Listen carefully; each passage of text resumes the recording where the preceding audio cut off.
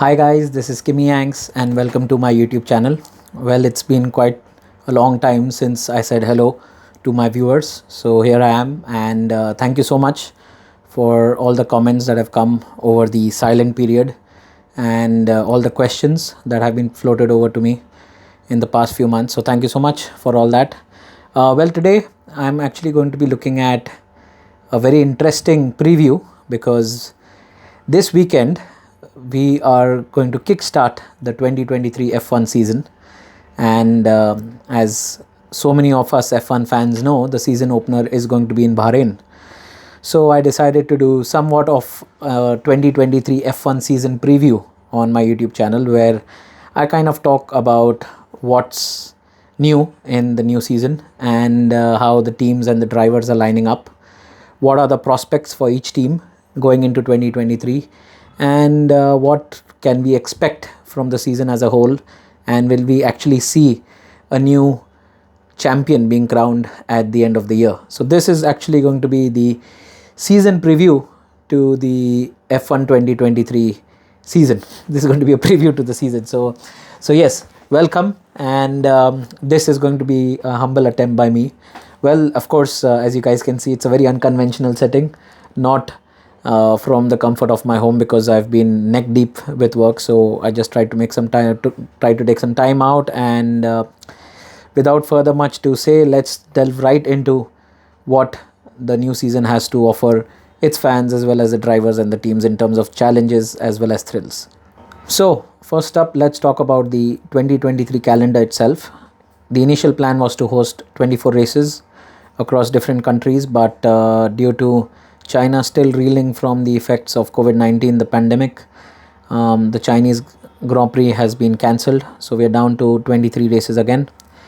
Circuit Paul Ricard, which hosts the French Grand Prix, also has withdrawn itself from the calendar, but that has been replaced by a race in Vegas, which will be the penultimate event of the 2023 season.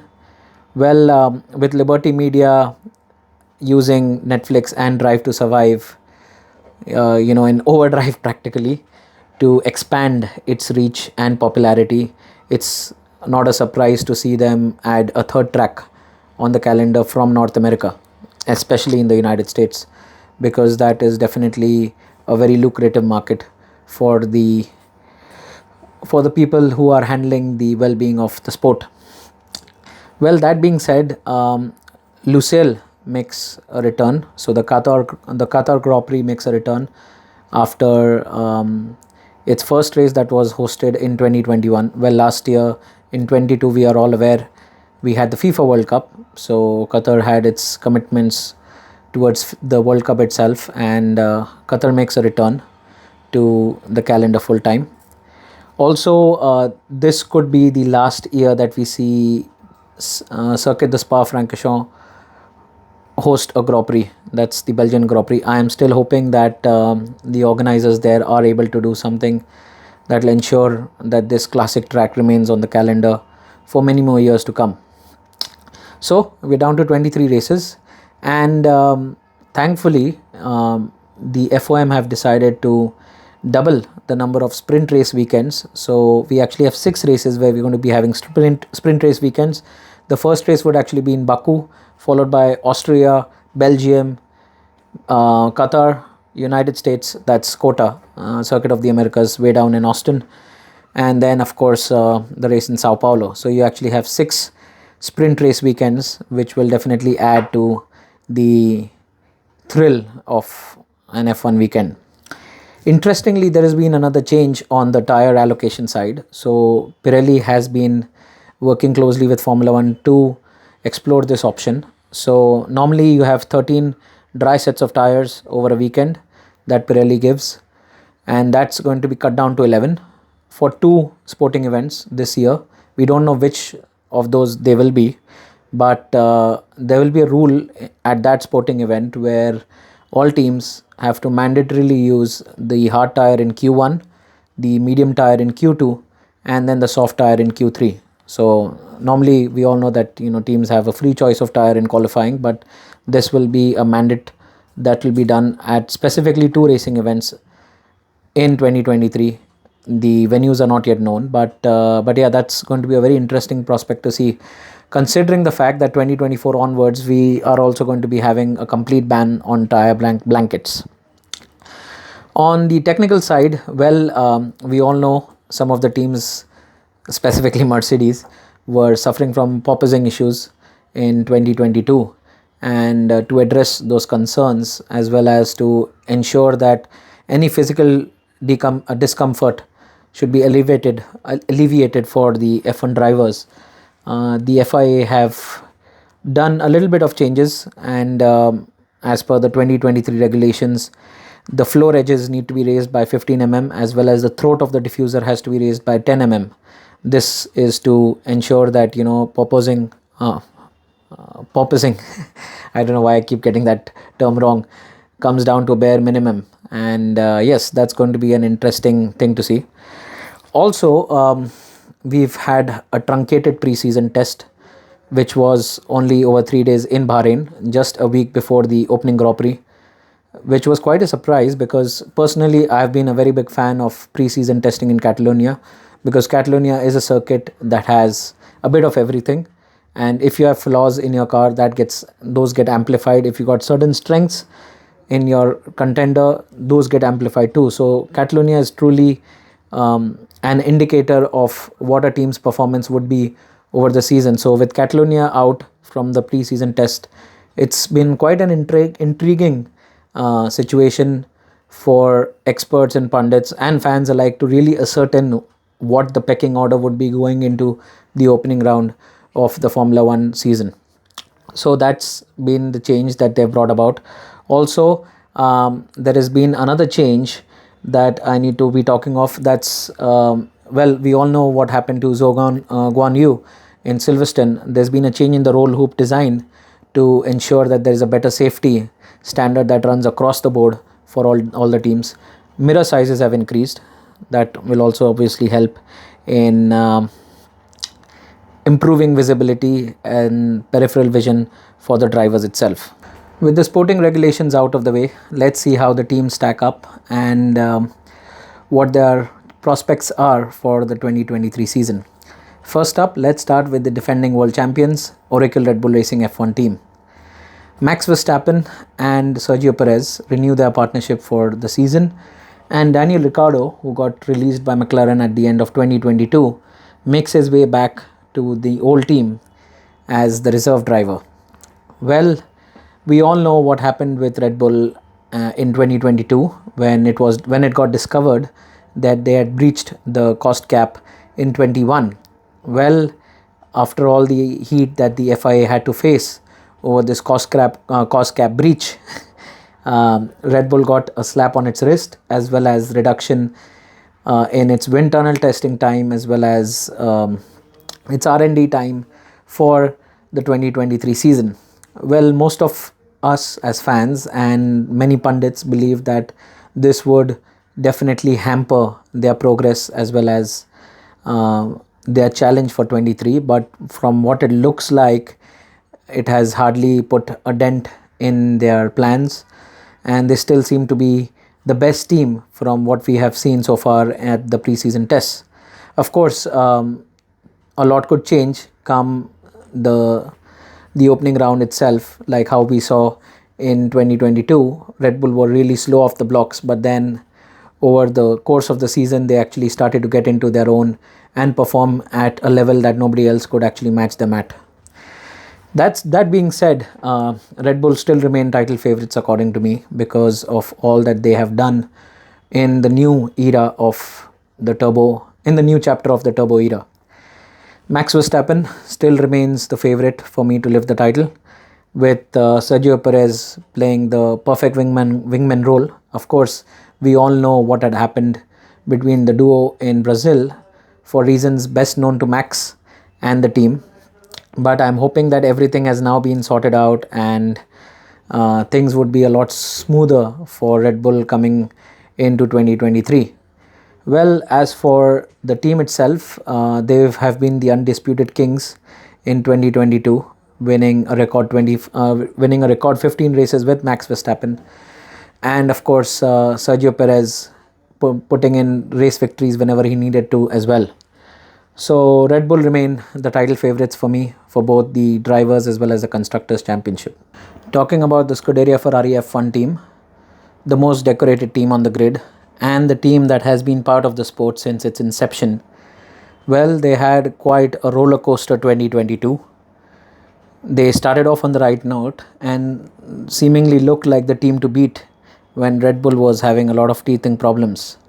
However, their challenge collapsed at a rapid rate with some strategic errors, driver mistakes, and reliability problems that started to plague them as the season went on. 2023 is a new year, and Charles Leclerc and Carlos Sainz Jr., who have been retained by the team, would be hoping for a change of fortunes in 2023. More importantly, there has been a change at the helm for the team itself, with Matteo Binotto getting replaced by Frederic Vasseur as the new team principal of the Scuderia Ferrari F1 team. On the strategic side, we've got Raven Jain, a 26-year-old strategist who takes over strategic duties from Inaki Rueda, and he will be the one making the calls from the pit wall in 2023. Well, it's been quite a long time since Ferrari last won its Drivers' Championship with Kimi Raikkonen in 2007 and the Constructors' Championship way back in 2008. With whatever has transpired in the last 15-16 years with the team itself, the Tifosi and the Ferrari faithful have been hoping to see the prancing horse back on the top step of the podium at the end of the year. However, there have been some mistakes, some errors, certain flaws, certain drawbacks that have stopped the team from returning to its glory days.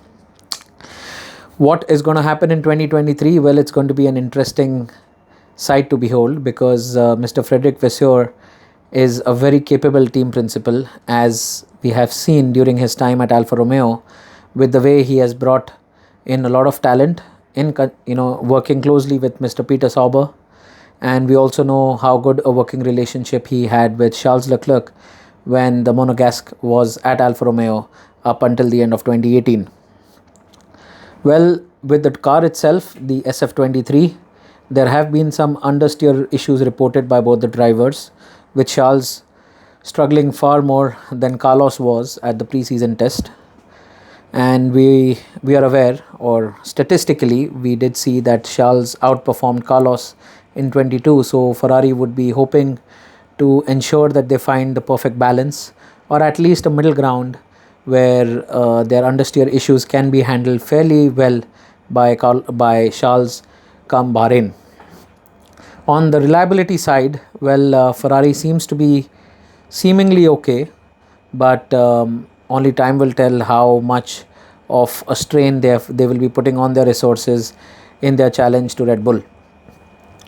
Well, like I said in my video on Red Bull Racing, I still think Red Bull will be the team to beat, and the opportunities that Ferrari would get might be few and far between even in 2023. That being said, we must not discount the fact that both these drivers are equally capable of winning races, and should the opportunity come knocking at the door, both will give their all in ensuring that the prancing horse stands on the top step of the podium.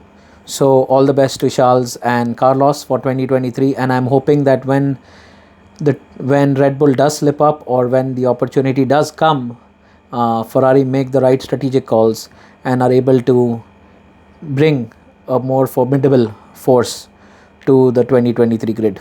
Mercedes AMG Petronas F1 team, the undisputed kings of the turbo era, had a torrid 2022.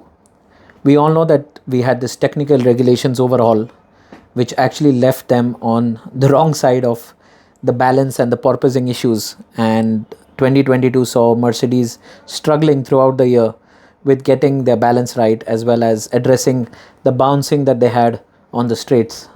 Some of us who have seen the Drive to Survive series would be knowing the animated and heated discussion between Toto Wolff and the expletive-laden Christian Horner.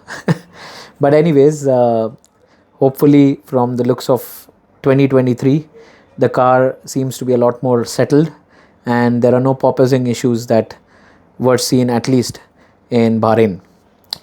George Russell and Lewis Hamilton, well, it's the perfect mix of experience and youth, and I still think that they have the best driver pairing on the grid.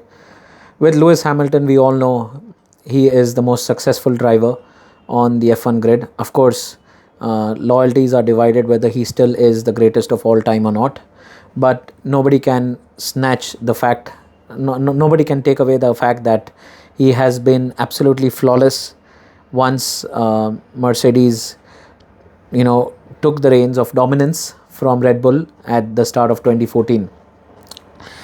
Well, we all know what transpired in 21 for Lewis Hamilton, and 2022 was the first year that he actually failed to win a race in an entire F1 season. That was quite an humbling experience.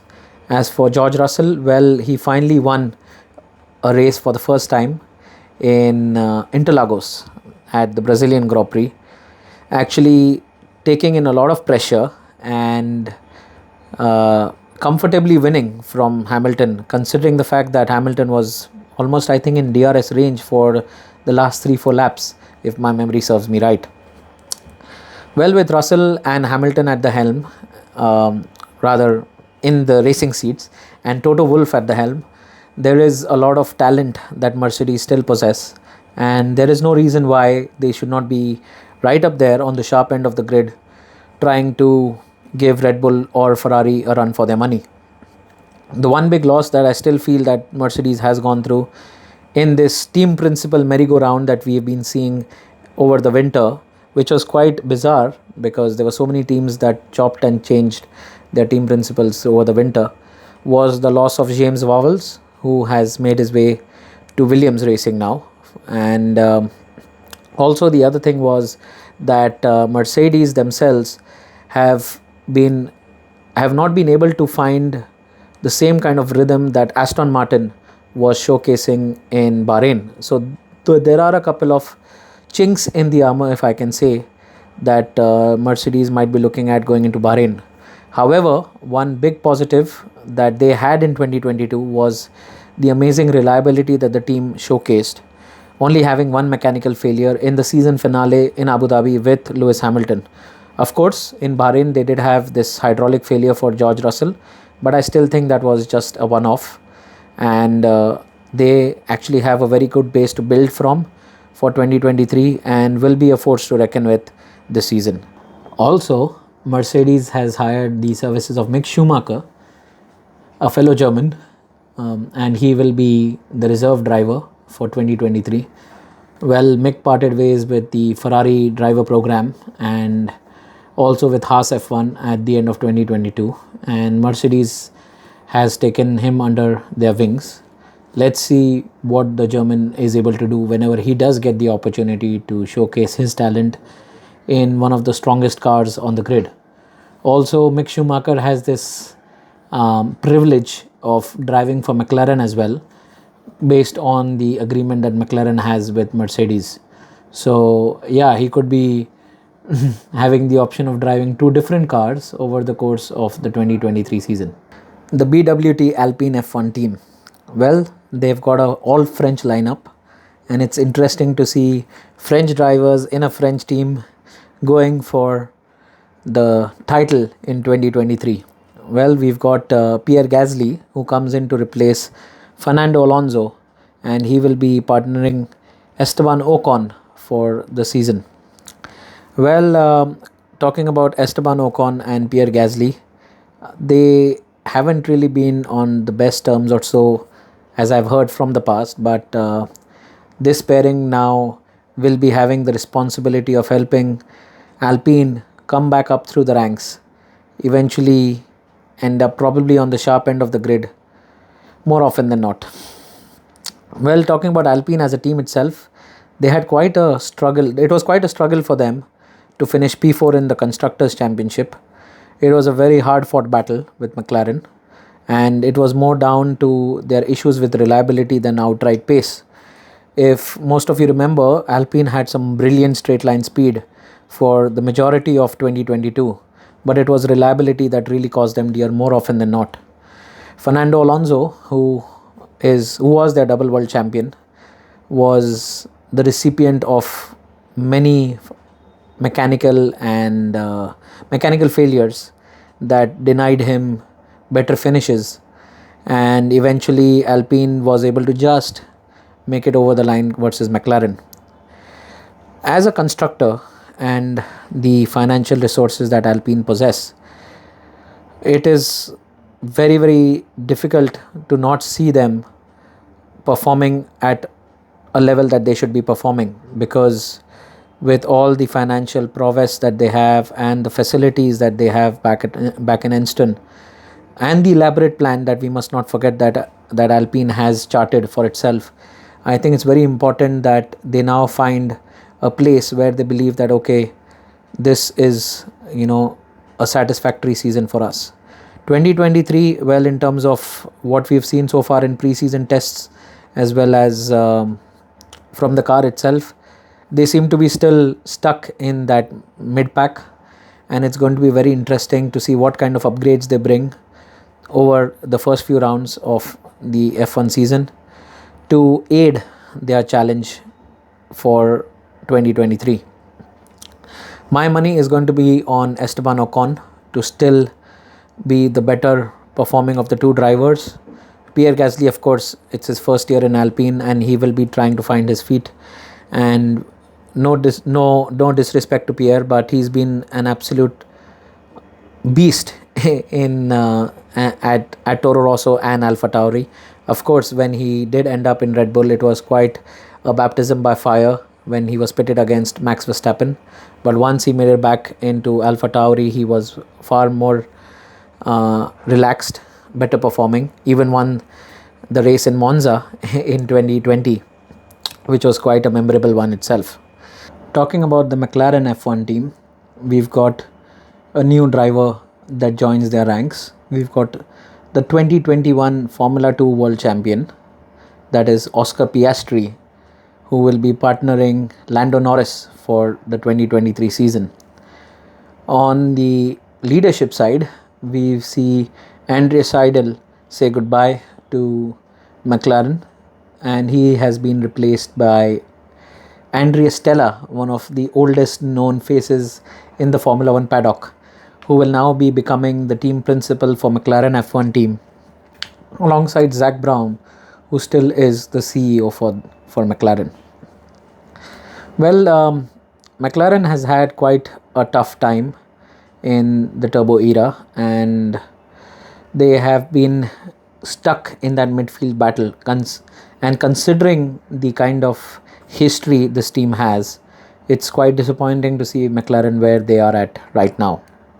Of course, they had really big plans with Daniel Ricciardo, but unfortunately they did not come to fruition, which led to the Australian getting replaced by a rookie in Oscar Piastri.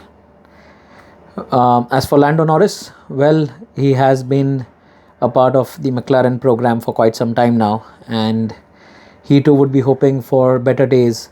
But from what we see so far in the Bahrain pre-season test, things suggest otherwise. McLaren, unfortunately, was the team that had the least number of laps from the pre-season, and Norris's car also suffered from cooling issues, which definitely do not help matters with the season opener, in fact, this weekend. So it's going to be a really tough time for McLaren to get things right come the Bahrain GP. That being said, considering the fact that McLaren have had such an amazing roster of technical personnel under them and so much talent on offer, I still think that they will find the right balance and they will be able to address whatever issues they are facing pre-season. And yes, probably P5 or P4 in the Constructors' Championship would be a more realistic target for the Woking-based outfit. So yeah, all the best to McLaren, but I really don't see them performing at the level that the better known competitors in Mercedes or Ferrari or Red Bull are. So this brings me to the end of part 1 of the season preview of the 2023 Formula 1 season. Part 2 is following up shortly. You can click on the top right hand corner of this video and continue from there on as I cover the latter half of the field, or rather the other 5 teams, because we still don't have a pecking order, frankly speaking. But I hope you guys have enjoyed this segment, and part 2 follows very shortly.